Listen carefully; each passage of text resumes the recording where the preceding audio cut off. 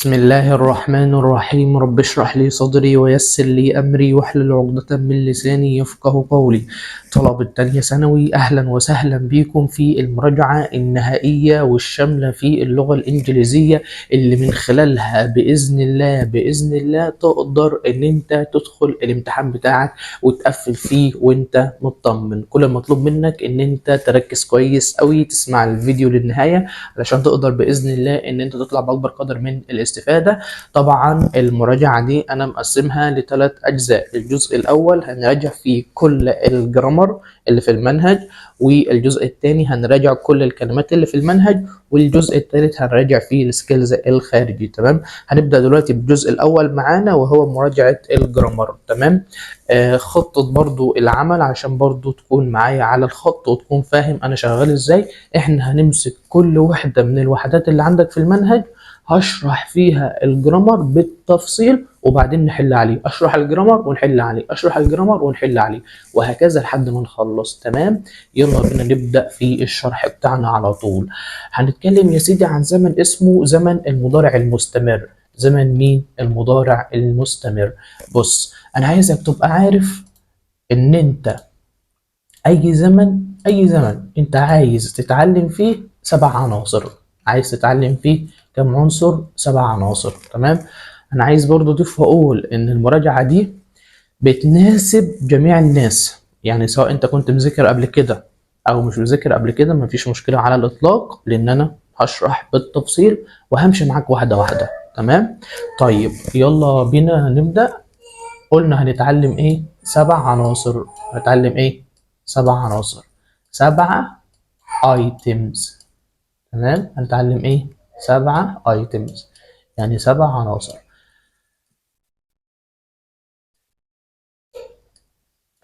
ال7 عناصر دول انت تكون حافظهم زي اسمك في زمن المضارع المستمر، وفي اي زمن بشكل عام، يعني اي زمن في الدنيا عشان تتعلمه بتعرف فيه 7 عناصر. يعني مثلا انت لو رحت انترفيو، لو رحت يعني مقابلة شخصية، رايح تقدم مثلا على شغل او كده في شركة، فانت اول ما بتقعد قدام الشخص اللي هو بيسألك، فهو بيقول لك ايه؟ introduce yourself. ايه introduce yourself؟ يعني ايه introduce yourself؟ يعني قدم نفسك او عرف نفسك، عرفنا على نفسك. تمام، فانت بتبدأ تقول له انا اسمي كذا وعندي كام سنة. تمام، بدرس كذا او متخرج من كذا. تمام، ساكن في المكان الفلاني، ساكن هنا او هناك. تمام، بحب كذا، بكره كذا، هواياتي المفضله كذا. فالمهم ان انت تبدا تديله ايه؟ معلومات عنك مرتبه. تمام، نفس الفكره لما اقول لك يعني ايه زمن المضارع المستمر، فانت تقول لي والله يا دكتور انا اعرف عن زمن المضارع المستمر 7 عناصر. حلو حلو. ال7 عناصر دول اللي هم: واحد، التكوين. تكوين الزمن ده هو بيتكون من ايه؟ شكل الجمله بتاعته بتكون عامله ازاي؟ رقم 2، النفي. نفي الزمن ده هو النفي بتاعه بننفي بصيغة ايه بالظبط؟ تمام. رقم 3، الاستفهام. والاستفهام بينقسم إلى نوعين: استفهام السؤال النوع الأول واستفهام السؤال النوع الثاني. حلو. رقم 4، الباسف بتاعه أو المبني للمجهول. رقم 5، الكي ووردز، الكلمات الدالة على الزمن ده. رقم 6، اليوسج بتاعه، يعني استخدامات الزمن ده انا بستخدمه في ايه بالظبط. تمام. رقم 7، النقاط الإضافية في الزمن ده. تمام، فأنا عايزك تبقى عارف ال7 عناصر دول عن كل زمن في الدنيا. تمام، طيب تعالوا بقى نبدأ واحدة واحدة في العناصر دي. العنصر الأول أهو دايما بنبدأ بيه اللي هو التكوين. تكوين الزمن ده بيتكون من السبجكت. بص، السبجكت يعني الفاعل. اي جمله في الدنيا واكتف يعني مبنيه للمعلوم شرط تبدا بالفاعل. شرط تبدا بالفاعل. وانت عندك اصلا هما نوعين: لو الجمله مبنيه للمعلوم بتبدا بالفاعل، لو الجمله مبنيه للمجهول بتبدا بالمفعول. بس كده يا سيدي. طيب احنا دلوقتي بنتكلم عن الاكتف، يعني عن الجمل المبنية للمعلوم، فلازم تبدأ بالفاعل. يبقى السبجكت ماشي، زائد ام او از او ار، والفعل حط ليه اي ان جي، والفعل حط ليه اي ان جي. اكيد طبعا انت عارف ان اي بتيجي مع ام. تقول لي يا دكتور دي معلومة سهلة وانا عارفها من زمان. وإز مع مين؟ مع هي مثلا، أو مع المفرد بشكل عام، هي وشي وإت أو اسم مفرد. ار مع مين؟ مع الجمع مثلا، وي مثلا، أو أي اسم جمع. تمام؟ ركز. يبقى الفاعل أهو، فاعل زائد ام او از او ار. فاعل ام او از او ار، والفعل حط ليه اي ان جي. طب ما ناخد مثال.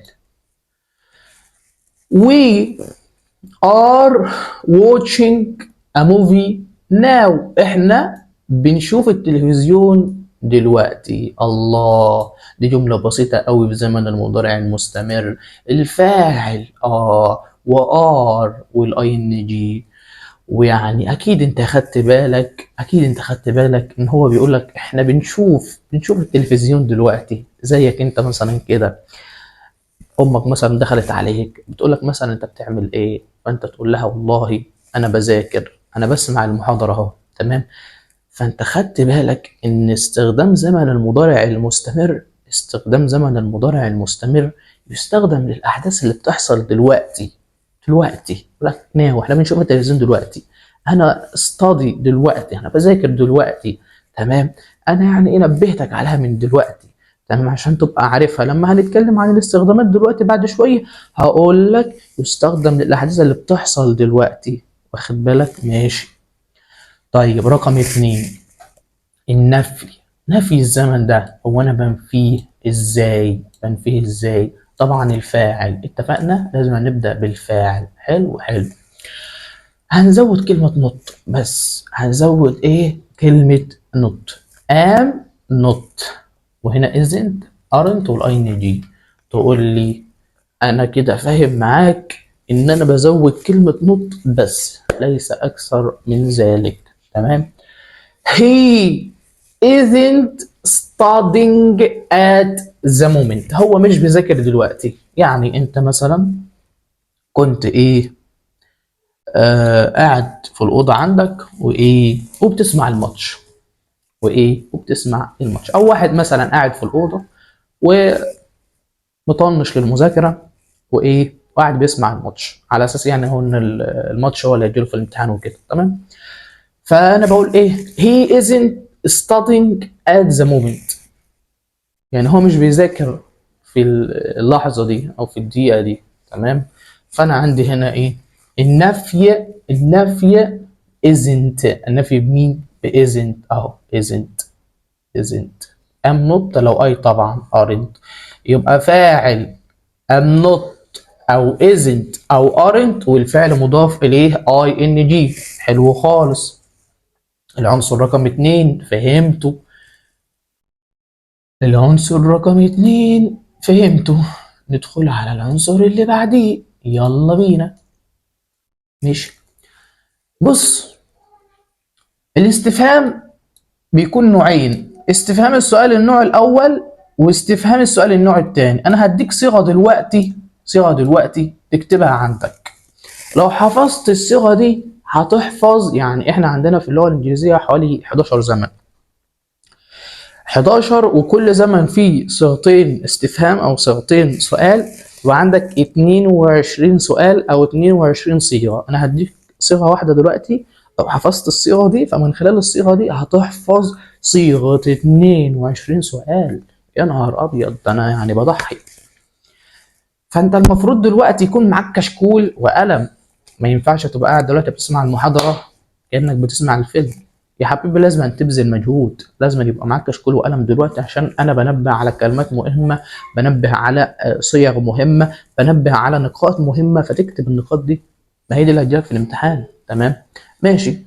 طب يا دكتور قول لي الصيغة كده. الصيغة اكتب عندك أداة استفهام، فعل مساعد، فعل وعلامة الاستفهام. تاني، أداة استفهام، فعل مساعد، فاعل، وعلامه الاستفهام. حلو حلو.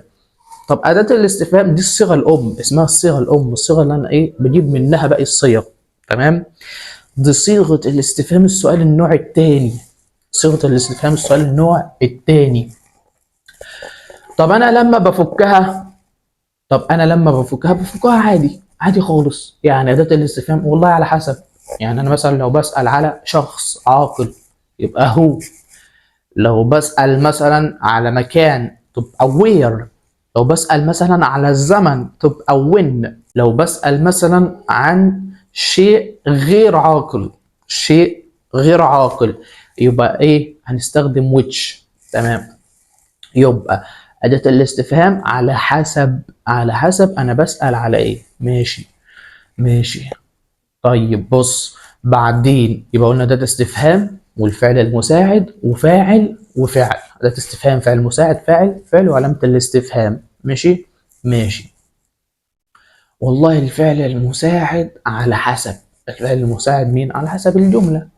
والفاعل برضه على حسب، والفعل على حسب. يعني انا ببدا ان انا افك الصيغه دي على حسب الجمله او على حسب الزمن اللي انا فيه. بص كده معايا، لو هنتكلم عن صيغه الاستفهام النوع الثاني اهي، ال WH word اداه الاستفهام فعل مساعد. فك بقى ام او از او ار عشان انا هنا في المضارع المستمر. المضارع المستمر. خلي بالك خلي بالك خلي بالك ان زمن المضارع المستمر بيعتبر شكل من اشكال المستقبل، واحنا هناخد اشكال المستقبل بعد شويه. تمام. يبقى المضارع المستمر شكل من اشكال المستقبل. يبقى اداه الاستفهام ام واز وار والفاعل، والفعل مضاف اليه اي ان جي. السؤال ده اسمه السؤال بكلمه الاستفهام. طيب السؤال النوع الاول بيكون بمعنى هل. اهو شفت أداة الاستفهام دي احنا هنشيلها ونكمل باللي فاضل. تقول لي يا نهار ابيض ايه الحلاوه دي، ازاي ما كنتش واخد بالي. يبقى ام او از او ار والفاعل والاي ان جي.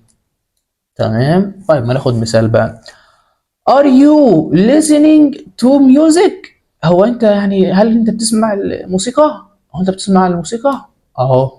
تمام. are you عشان طبعا تعمل معاملة الجمع، والفعل مضاف اليه اي ان جي وعلامة الاستفهام. السؤال اللي بعد كده what are they doing now؟ يعني هم كانوا بيعملوا ايه دلوقتي؟ هو انتوا دلوقتي بتعملوا ايه؟ وعلامة الاستفهام. تقول لي زي الفل خالص. تعالوا نتكلم عن الباسيف. يعني ايه الباسيف يا ابني؟ يعني المبني للمجهول. انا عارف ان انت يمكن مطنش الانجليزي مش بتذاكره كويس، علشان كده هتلاقي اساسيات كتير ضايعه منك وبايظه منك خالص، وخصوصا انت داخل ثالثه ثانوي. فيعني لازم ان انت تاخد الكورس علشان تاسس نفسك في ثالثه ثانوي. طبعا تكلمني على الرقم اللي هيظهر قدامك على الشاشه علشان تلحق نفسك وتبدا معايا في كورس تاسيس اللغه الانجليزيه لثالثه ثانوي. تمام. فخلي بالك كويس قوي من الكلام ده. باسيف يعني مبني للمجهول. المبني للمجهول لازم تبدأ بالمفعول. يبقى مفعول ام واز وار بينج تعويض عن الاي ان جي، تعويض عن الاي ان جي. وهنا بي اللي هو التصريف الثالث للفعل. بص هو اي مبني للمجهول في الدنيا ليه ثلاث خانات، ليه ثلاث خانات. مفعول اللي هي الخانة الأولى، وبعدين الفعل المساعد، وبعدين التصريف الثالث للفعل اللي هو الخانة رقم 3. تمام؟ تمام. طيب المفعول ثابت في كل الأزمنة، والخانة الثالثة اللي هي التصريف الثالث للفعل ثابتة برضه في كل الأزمنة. أمال مين اللي بيتغير؟ اللي بيتغير الخانة اللي في النص اللي هي بتاع الفعل المساعد على حسب الزمن اللي أنا فيه. طب أنا هنا في زمن المضارع المستمر يبقى بستخدم am أو is أو are، بس هحط كلمة being تعويض عن الاي ان جي. تمام. حتى انت ممكن تفهم ان انت لو الاي ان جي عايز تبنيها للمجهول، يعني لو في كلمه محطوطه في الاي ان جي عادي خالص وانت عايز تبني الكلمه دي للمبني للمجهول، فبتخليها بينج والبي بي. يعني مثلا كلمه افتر، كلمه افتر. تمام. لو في بعدها فعل بنستخدم الماضي التام. طب لو ما فيش بعدها فاعل بنستخدم الفعل مضاف اليه ing. طب نفترض ان الجمله عايزانا احول اللي هو الفعل ده للمبني للمجهول. هحول الفعل اللي هو فيه الاي جي للمبني للمجهول. اخليها ازاي؟ اخليها بينج والبي بي. يعني مثلا لو كانت فينيشنج هو خلص، طب بينج فينيشد انتهى او خلص. تمام، يبقى الكلام ده مهم قوي. تمام، يبقى المفعول ام او اذا او ار بينج تعويض عن الاي جي والبي بي. الدينر is being cooked by ماما. الدينر طبعا ايه؟ الطبخ عن طريق الام اهو. is اهو مفعول وطبعا هنا is وبعدين being وبعدين البي بي اهو بي بي cooked. ماشي. طيب هو استخدامات الزمن ده، يبقى احنا كده اتكلمنا عن العنصر الاول التكوين، العنصر الثاني النفي، العنصر رقم 3 اللي هو الاستفهام السؤال النوع الاول والسؤال النوع الثاني. اتكلمنا كمان عن العنصر رقم 4 اللي هو المبني للمجهول. دلوقتي هنتكلم عن العنصر رقم 5. تمام، العنصر رقم 5 اللي هو استخدامات الزمن ده انا بستخدمه في ايه بالظبط؟ الاستخدام هو انا بستخدمه في ايه؟ بستخدمه في مين؟ يلا ركز معايا يلا. بستخدمه للاحداث اللي هي بتحصل دلوقتي زي ما اديتك المثال اهو. هما كانوا بيشوفوا الفيلم دلوقتي. موفي يعني الفيلم. تمام، يبقى للاكشنز happening now يعني للاحداث اللي بتحصل دلوقتي. ركز معايا. تمام، ماشي. رقم 2 للاحداث اللي هي بتحصل دلوقتي في الحاضر بس مش شرط لحظة الكلام. يعني هو الحدث مستمر في الحاضر بس مش شرط لحظة الكلام اللي أنا بتكلمه. تمام. يعني الفرق بين الحدث الأول كنا بنقول إن هو الحدث بيحصل دلوقتي وأنا شايف هو مستمر دلوقتي. الحدث التاني هو الحدث بيحصل في الحاضر بشكل عام بس مش شرط يكون مستمر دلوقتي. يعني تقول لي مثلا الفترة دي أنا بذاكر كويس أوي. أهو مثال أهو. الفترة دي أنا بذاكر كويس أوي عشان عندي امتحانات. يبقى الفترة دي أنا بذاكر كويس أوي عشان عندي امتحانات. الفترة كلها، بس مش بالضرورة تكون بتذاكر وقت ما بتقول الكلام. ممكن تكون نايم، ممكن تكون بتاكل. تمام، ممكن تكون بره، بس أنت بتتكلم بشكل عام عن الفترة اللي أنت فيها الحالية. أكيد فاهمني. تمام، برضو يعني بنستخدمه لحدث في الحاضر ويعني مختلف شوية عن الماضي. تمام، للترتيبات. ماشي، يبقى دي تمام دي برضو تمام. يعني برضو استخدامات يعني في الحاضر، حدث برضو في الحاضر بشكل عام وبيحصل في الحاضر. والأحداث دي ملهاش علاقة يعني إيه بالماضي. تمام. رقم أربعة بيستخدم للأحداث اللي تم الترتيب ليها. يعني مثلا تقول ان انا هسافر عندك نية للسفر، فانت اكيد مظبط كل شيء، مظبط مثلا الاقامة، مظبط التأشيرة، مظبط كل شيء متعلق بالسفر. فانت عندك النية، الترتيب. يبقى الترتيب ده تستخدم معاه المضارع المستمر. وزي ما قلت لك ان هو بيعتبر صورة من صور المستقبل. المضارع المستمر يعتبر صورة من صور المستقبل. علل اكيد انا مش هسالك علل، يعني اكيد الامتحان مش هيقول لك علل، بس يعني سؤال ليك. يعني انت ايه لو انا حبيت ان انا اسالك فبقول لك يعني ان المضارع المستمر بيعتبر صوره من صور المستقبل. تقول لي علشان هو بيستخدم للترتيب. بيستخدم ايه للترتيب؟ سفر مثلا. تمام.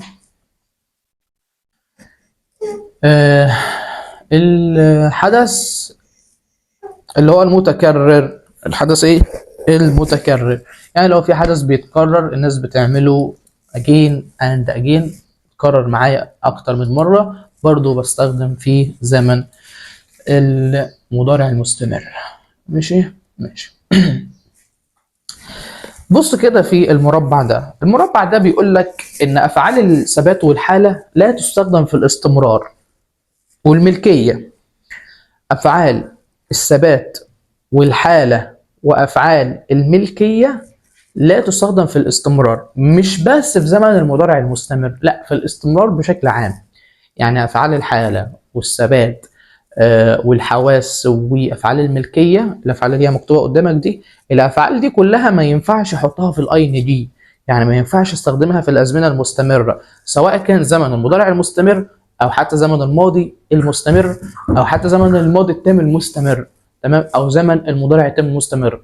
اي كلمه مستمر ما ينفعش تركب مع افعال الحاله والثبات والحواس والملكيه. تمام. فهو بيقول لي الافعال دي بتصف حاله ثابته للشخص، يعني بتصف الحاله للشخص، حاله ثابته مش شيء هو بيعمله، وليس الشيء الذي يفعله. وهي افعال غير حركيه زي الفعل جو. فمثلا الفعل جو به حركه، لكن الفعل اوين بمعنى يملك ليس به حركه، وهذه الافعال لا تستخدم بعد الفيرب تو بي. ومن امثله هذه الافعال، يعني عايز يقول لك يا باشا يا باشا ان الافعال دي لا تستخدم في الازمنه المستمره، لا تستخدم في الازمنه المستمره، يعني ما ينفعش استخدمها بعد الفيرب تو بي. هي يعني هو بس كاتبها لك بصيغه اشيك شويه فانت تبقى فاهم. ما ينفعش استخدمها في الازمنه المستمره، او ما ينفعش استخدمها بعد الفيرب تو بي، يعني ما ينفعش تحط فيها الاي ان جي. ايه هي بقى؟ اهو الاراء والاعتقادات، الثوتس والاوبونيونز. يبقى الاراء والاعتقادات.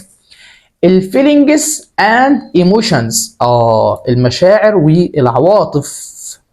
perception and senses، الادراك والحواس. البوزيشنز والميجرمنتس، يعني الملكيه والمقاييس. فكل الافعال دي لا تستخدم في الاستمرار. امثله: think، know، like، love، hear، see، belong، have. يعني امثله على الافعال اللي هي لا تستخدم في الازمنه المستمره. هنا برضو ايه بنكمل كل الافعال دي لا تستخدم في المضارع المستمر. طيب يلا نقرأ الأفعال دي، منها يعني تحفظوا الأفعال دي ككلمات ليكم، ومنها تبقى عارفين إن الأفعال دي لا تستخدم في الأزمنة المستمرة. تمام، يلا بينا. dislike يعني يكره، dislike يعني يكره، dislike يعني يكره. احفظ معايا عشان تقوي حصيلة الكلمات عندك. hate يكره، hate يكره. enjoy يستمتع ب. prefer يفضل. believe يعتقد. mean يعني يقصد. appear يعني يظهر. cast يعني يتكلف. notes يعني يلاحظ. remember يعني يتذكر. understand يعني يفهم. realize يعني يدرك. seem يعني يبدو. need يعني يحتاج. surprise يعني يدهش. wait يعني يزن. تمام. feel يعني يشعر ب. taste يعني يتذوق. look يعني يبدو. smell يعني يشم. sound يعني يبدأ أو يبدو. sound يعني يبدو. imagine يعني يتخيل. imagine يعني ايه؟ يتخيل. miss يعني يفقد. يفقد مثلا وسيله مواصلات او كده، او ممكن يفقد برضو ايه؟ شخص عزيز عليه. تمام. وش يعني يتمنى. contain يعني يحتوي على. fit يعني يلائم. include يعني يتضمن. own يعني يملك. want يعني يريد. measure يعني يقيس، join يعني يلتحق ب، او يعني يدين. تمام. الافعال دي كلها لا تستخدم مع الازمنه المستمره. تمام. فاذا استخدمنا هذه الافعال في المضارع بنستخدم المضارع البسيط، ولو كانت في الماضي بنستخدم الماضي البسيط. انا عايز اشتري سياره جديده او يعني عجله جديده، a new bike يعني عجله جديده. تمام. او اكار مثلا، او a new car مثلا. تمام. المهم يعني الشاهد عندنا في كلمه want ما ينفعش احط فيه الاي ان جي عشان هو مكتوب معايا في الجدول، هنا مكتوب معايا في الجدول. تمام. فالافعال اللي هي مكتوبه قدامي كلها في الجدول دي لا تستخدم في الاستمرار، تستخدم في الازمنه البسيطه. يعني ما ينفعش استخدمها في المضارع المستمر، ما ينفعش استخدمها في الماضي المستمر، فبالتالي بنستخدم بدلهم المضارع البسيط والماضي البسيط. هذا الكتاب يخص هاني. تمام. فهنا برضو نفس الفكره بالنسبه لكلمه belongs يعني يخص او ينتمي الى. طبعا اكيد يعني واخد بالك ان wants بتاخد to وبelongs برضو بتاخد to. تمام. بس كده يا سيدي، كده خلصنا اول يونت معانا اتكلمنا فيها عن المضارع المستمر. تعرف في المضارع المستمر ايه؟ اعرف في المضارع المستمر 7 عناصر. 7 عناصر. خلينا الخص لك ال7 عناصر دول تاني. 1. تكوين الزمن ده تكون من الفاعل زائد am او is او are والاي ان جي. رقم 2. النفي بيتكون من الفاعل زائد am او is او are ونحط كلمة not. نحط كلمة ايه؟ not وبعدين الاي ان جي. الاستفهام في نوعين، استفهام السؤال النوع الاول واستفهام السؤال النوع الثاني. استفهام السؤال النوع الاول بيكون بام او از او ار والفاعل والاي ان جي وعلامه الاستفهام. السؤال النوع الثاني بكلمه الاستفهام. بكلمه الاستفهام يبقى اداه الاستفهام فعل مساعد ام او از او ار والفاعل والفعل مضاف اليه اي ان جي وعلامه الاستفهام. ماشي. بعدين الباسيف اللي هو رقم 4 المبني للمجهول، شرط تبدأ بالمفعول يبقى مفعول am أو is أو are نحط كلمة being وبعدين التصريف الثالث الفاعل. رقم 5 استخدامات الزمن ده هو بيستخدم للأحداث اللي بتحصل دلوقتي لحظة الكلام، أو للأحداث اللي بتحصل في الفترة الحالية أو حدث في الحاضر وملوش علاقة بالماضي، او بيستخدم برضو للترتيب لو انا مرتب لعمل شيء معين ان هو بيعتبر صوره من صور المستقبل. وبرضو بيستخدم للافعال اللي هي المتكرره اللي الناس بتعملها كتير فبستخدمها في زمن المضارع المستمر. تمام. طبعا عندك كلمات دالة على الزمن ده زي مثلا كلمه always او at the moment. العنصر رقم 6 الكلمات الدالة عليه عندك كلمه at the moment وعندك كلمه always. ماشي. بعدين اهم النقاط على الزمن ده او اهم الملحوظات على الزمن ده. اهم ملحوظه طبعا عارفها افعال الحاله والثبات والحواس والملكيه لا تستخدم في الازمنه المستمره ونستخدم بدلها الازمنه البسيطه. تمام. وبس كده، ده كان شرح اول جرامر عندنا في المنهج. يلا بينا ننتقل الى جزئيه الحل. طب دلوقتي هنحل شويه اسئله على زمن المضارع المستمر. صلى على النبي. السؤال الاول بيقول I can't play this game with you as I not for my next exam. سامحني انا مش هقدر العب معاك اللعبه دي علشان انا عندي امتحانات. نختار ايه ولا بي ولا سي ولا دي؟ طبعا الاجابه الصح دي. المضارع المستمر علشان هو مشغول بالمراجعه، مش هيقدر ان هو يلعب دلوقتي علشان هو مشغول بالمراجعه. تمام. ماشي. السؤال اللي بعد كده he not his old school tomorrow. He has prepared everything for this visit. هو هيقابل صديقه القديم بكرة. هو يعني رتب كل شيء للزيارة دي. خلاص يبقى الترتيب في المستقبل نستخدم فيه زمن المضارع المستمر is visiting. الإجابة الصح رقم دي. ندخل على رقم 3 I know about my current problems that I have to solve soon. يعني انا بفكر ازاي هحل المشكله الحاليه. تمام، فانا مشغول بيها، مشغول بيها. يبقى الاجابه الصح ايه؟ ايه. تمام، يبقى دي مضارع مستمر علشان الحدث ده حدث يتم الان. يفكر في حل المشاكل، يعني هو بيفكر في ايه؟